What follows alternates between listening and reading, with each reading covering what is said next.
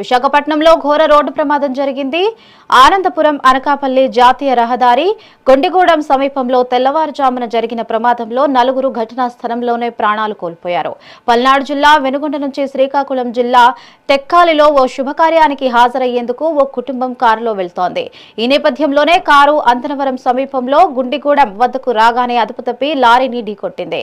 ఈ ప్రమాదంలో కారులో ఉన్న 5గురిలో డ్రైవర్ సహా నలుగురి స్పాట్లోనే మృతి చెందారు.